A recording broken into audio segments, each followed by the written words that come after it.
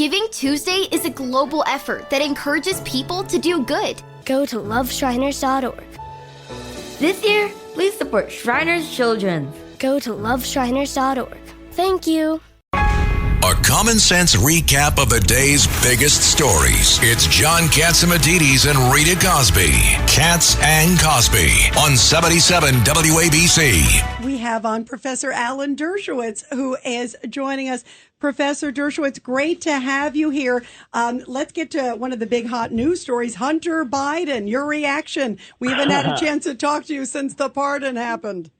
Well, he certainly has vindicated my book at Trump. He has condemned the weaponization, condemned the lawfare, condemned singling out people. He could have been talking about Donald Trump when he said that.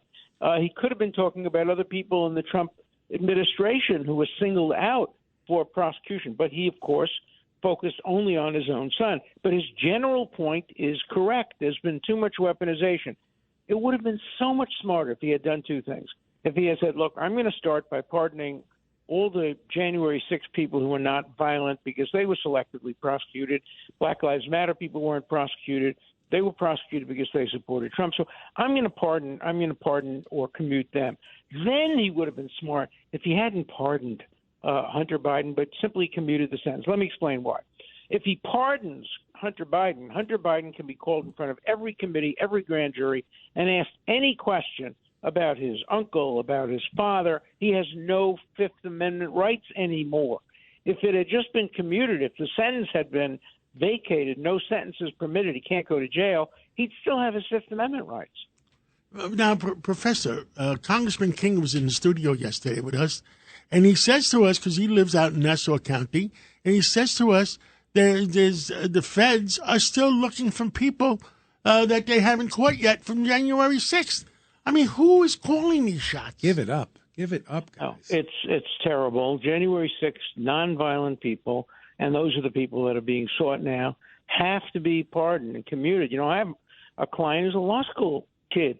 He went to law school, graduated in the top of his class, couldn't get his diploma because he was indicted for going into the Capitol, having been waved in by the police. He didn't come to demonstrate. He came just to listen to Trump's speech, and then he was waved in. There are people like that. There are people who have been in jail for a long, long time.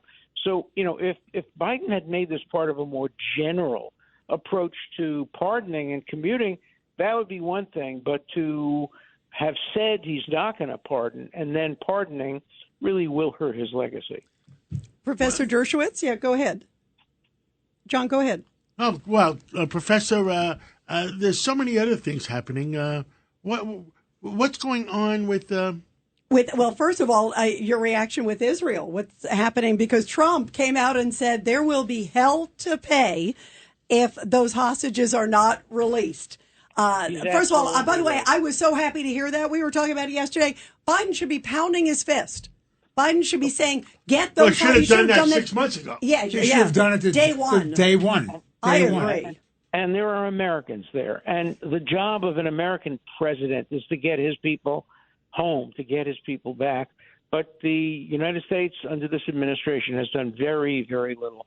Look, Trump has already accomplished a lot before he even assumes office. He got Iran not to attack Israel in response to Israel's attack on its defensive systems. They had promised, they had sworn they would have a massive attack on Israel. As soon as Trump got elected, whoops, we forgot about that one because he knew Trump would give Israel the green light to go and destroy Iran's nuclear reactors, oil facilities, etc.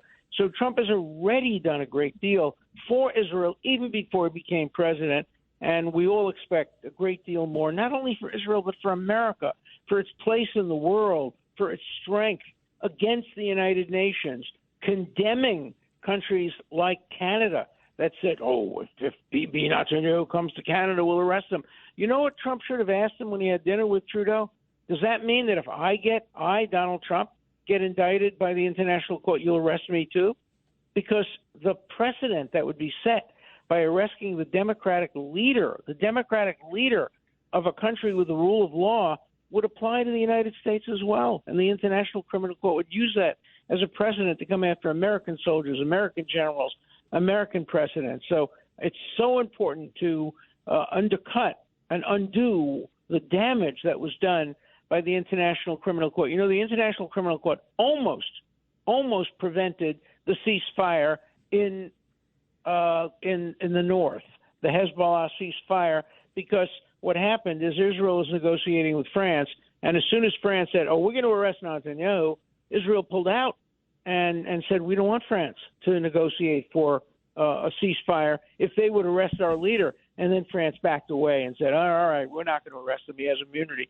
But the damage done by the International Criminal Court is outrageous, which is why I put together this team of great lawyers. And every day I get more emails from people saying they want to join the team. I don't blame. It is a noble mission. I'm telling you, it is so crazy. Go ahead, Judge Weinberg. Alan, as we talked about last week, the International Criminal Court has no jurisdiction over the United States, has no jurisdiction over Israel. It's a renegade operation. And it's above the law. It's above the law. It puts itself above the law, and it shouldn't be, you don't have jurisdiction over a country that didn't sign on the treaty. And that's what happened. And we should resist it, and we will resist it. I think Trump will resist it even more than Biden has resisted it. Yeah. Biden has said he doesn't recognize this, but Trump will go even further. Craig Eaton.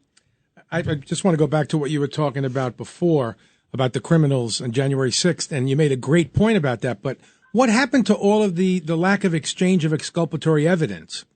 Well, that's the problem. It's been delayed. In the meantime, these guys are in prison, some of them, without bail. They're presumed innocent, and they're still in prison. I think on day one, Trump is going to pardon a lot of the January 6 people and some others as well. And he's been given a green light to do this now, obviously. But Professor, I don't think we know the real truth about January 6th either. I think there's a lot to be learned, hearing the Nancy Pelosi tapes, that she was shocked that Trump did ask for the National Guard, right? And some general said, shove it aside.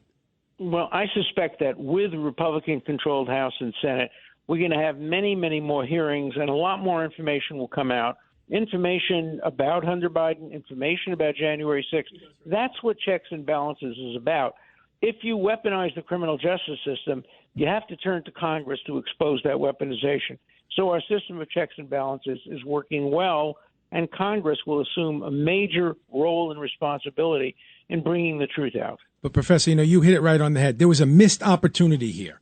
When Biden was going to go after give his son immunity, the pardon, right? Pardon. He had every opportunity there to pardon the people from January 6th. It would have been a great thing for this country going into the new administration, and I think it would have been perfect. And he could have pardoned Trump. We still don't know what goes on in the White House under the Biden administration. Yeah, there's so many questions. There's definitely an opportunity there. I know. Yeah. But they missed it. They did. Professor? But Christmas is coming, so who knows?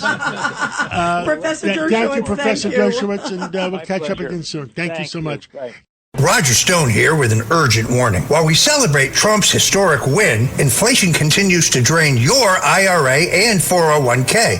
And China is now targeting your money with a kill shot on the U.S. dollar. That's why thousands of Americans are shielding their savings with gold and contacting the experts at Colonial Metals Group. Gold has protected American wealth through every financial war. For a free 2024 gold guide that explains everything, go to freegoldguide.com/stone or call 800-747-6589. So go to freegoldguide.com/stone or call 800-747-6589. That's 800-747-6589 for a free 2024 gold guide to learn how you can protect your life's work, and if you qualify for a free home safe and up to $7,500 in free silver right now. That's freegoldguide.com/stone.